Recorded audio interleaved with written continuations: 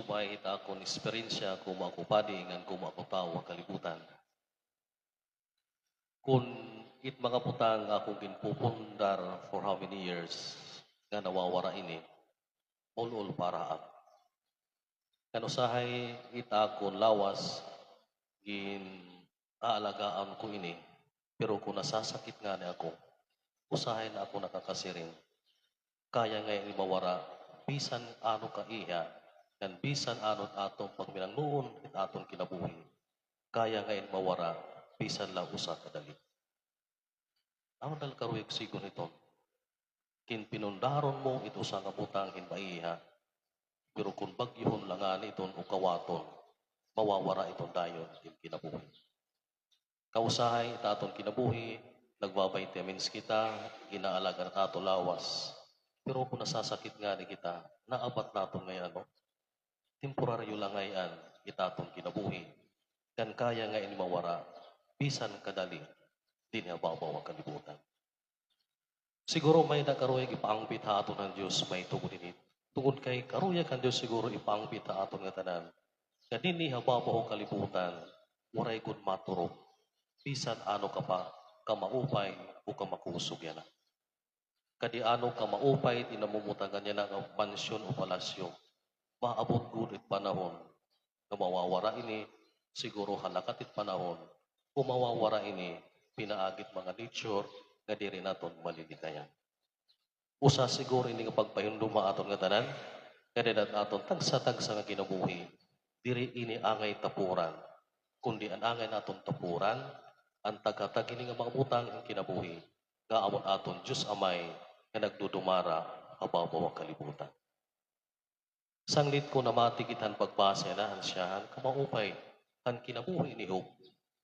Hiob, usa nga modelo nga tao nga maupay.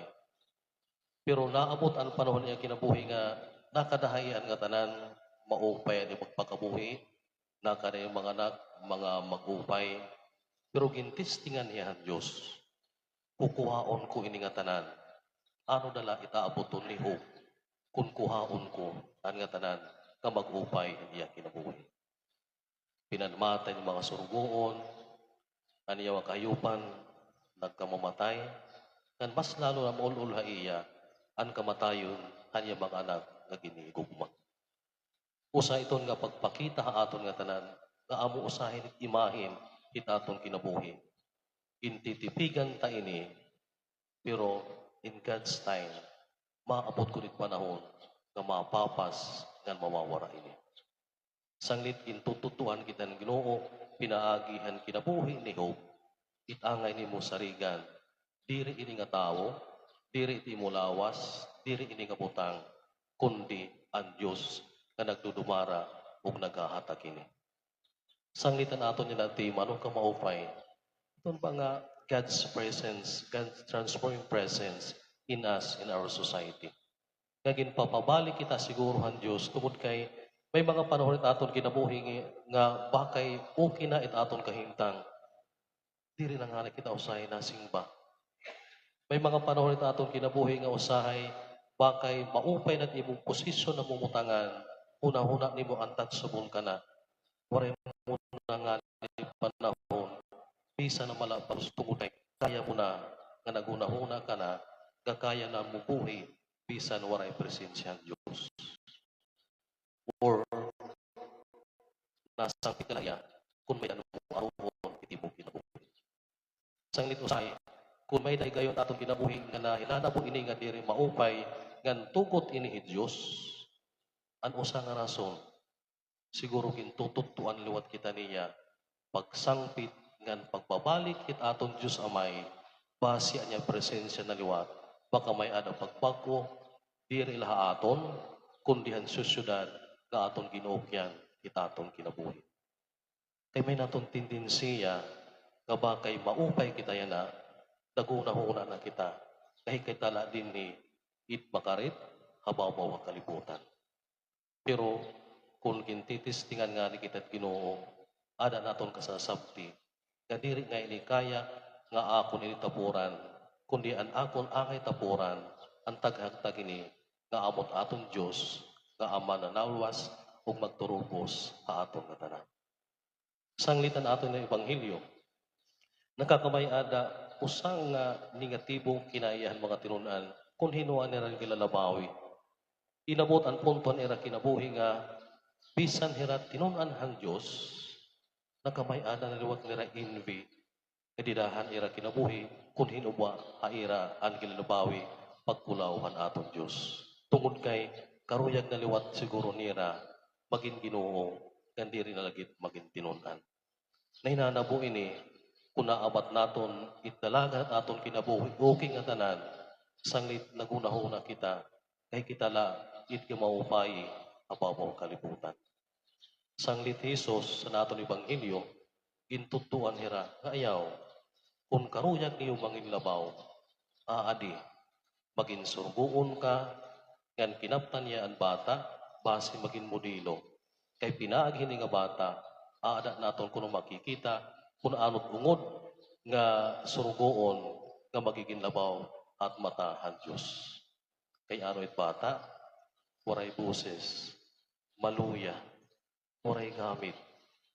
Sanglit kung ungod ka nga tinunan, ungod ka nga surguon at komunidad, katuay ni nga bata, panginanua, bisan waray buses ini, ngan waray niya mababalo sa imo, tungod kay amo iton ang ginhatag ha imo nga misyon ng Diyos, Panginano, diri at mga tao nga nakakabalos sa imo, kunin mga tao kawaray kabas, magluya, kawaray sadang ikabalos sa imo.